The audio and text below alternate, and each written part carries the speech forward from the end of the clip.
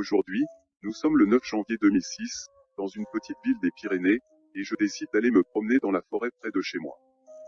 C'est une journée parfaite, le soleil est au rendez-vous, les oiseaux chantent et aucun nuage n'est dans le ciel. Après le déjeuner, je prends mon manteau et je pars sur le sentier usé, marchant le long du chemin menant au bois. Je profite de l'air frais et du silence lorsque je tombe sur un ensemble de traces sur le sol. Elles ressemblent à des empreintes humaines, mais les orteils sont plus longs et plus étroits, comme des griffes. En me penchant pour les regarder de plus près, elles me semblent plutôt fraîches. J'aurais dû me retourner et partir, mais par curiosité, je commence à suivre les traces.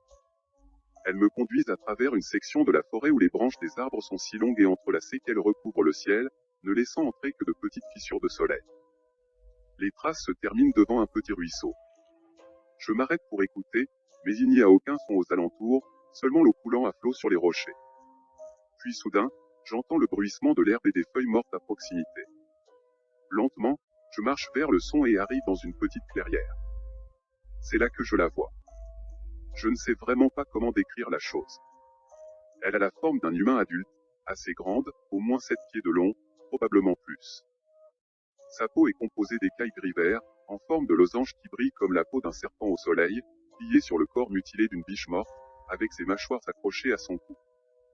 Je pense que c'est sûrement pour boire son sang.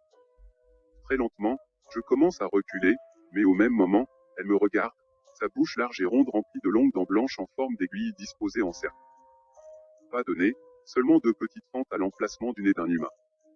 J'essaie de me résoudre à m'enfuir, mais je ne peux pas. La chose me regarde pendant ce qui semble être une éternité, avec ses gros yeux qui brillent d'une sorte de noirceur malveillante. Je tourne mon regard vers la biche morte, sur son cou un cercle de petits trous où la créature faisait couler le sang qu'elle buvait. Puis, la chose me pointe avec ses longs doigts tordus, laissant échapper le plus horrible son que l'on peut imaginer. Avant même que je puisse réagir, la chose se jette sur moi. Je me retrouve sur le dos, en lutte avec la créature. Ses dents sont si près de mon visage que je peux sentir son haleine fétide. Je plonge la main dans la poche de mon manteau pour saisir mon couteau, tandis que la chose enfonce ses griffes dans mes côtes. La douleur est inimaginable. Enfin, je sors mon couteau et le plonge aussi profondément que possible dans la chair de la créature. Du sang noir jaillit, alors que la chose laisse échapper un cri déchirant, se contractant et me griffant. Je tords le couteau et l'enfonce encore plus profondément, jusqu'à ce que la chose soit enfin tombée. Je me relève et cours jusqu'à ce que mes jambes me fassent mal. Je ne sais pas si cette chose me poursuit, mais je ne vais pas me retourner pour le découvrir. Je sors enfin de la forêt, c'est tellement agréable de revoir ma maison.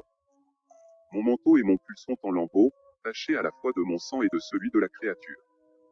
Je rentre, monte à la salle de bain et examine ce que la créature m'a fait. Mon torse est couvert de griffures, heureusement peu profondes. Je passe une heure douloureuse à désinfecter doucement tout ça. Je sors mon couteau et j'y jette un œil, il est recouvert du sang de la chose, une substance sombre et visqueuse.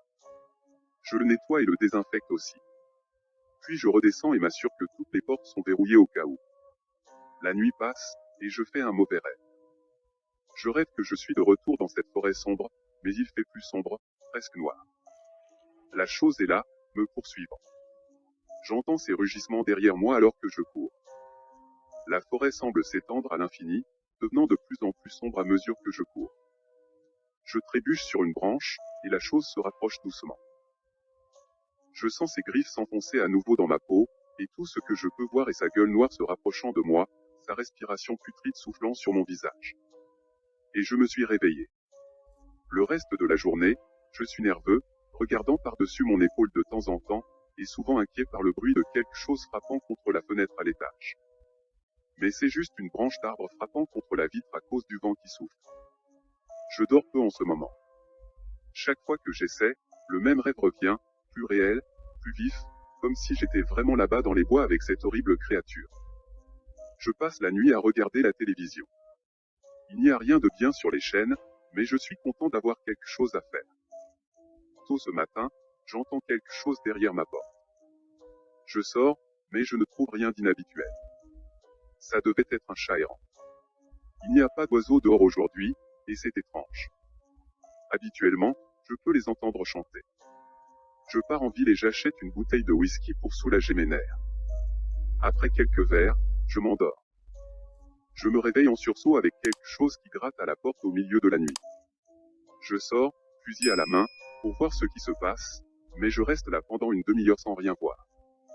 Plus tard, j'examine les griffures sur la porte d'entrée. Elles ressemblent à celles d'un animal sauvage, mais je ne vois vraiment pas lequel. Je n'ai jamais vu de telles griffures. Le lendemain, le pire mal de tête que j'ai jamais eu. Je prends un médicament, mais cela ne fait pas grand-chose. J'ai du mal à me concentrer, mes yeux sont lourds, et je n'arrive pas à dormir. J'ai le sentiment constant d'être surveillé, des ombres se déplaçant entre les arbres, et je vérifie encore et encore si toutes les portes sont bien verrouillées. Je retourne sur le chemin de terre, et je jure avoir entendu quelque chose respirer là-bas.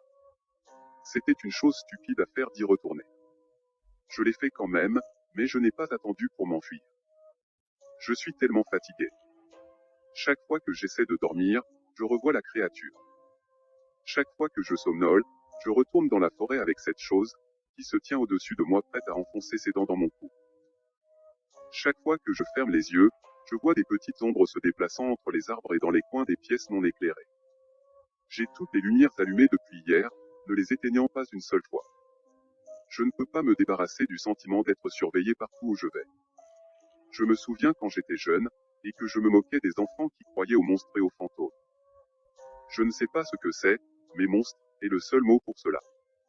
Personne ne me croit quand je leur dis en avoir vu un. Tant qu'ils ne le voient pas eux-mêmes.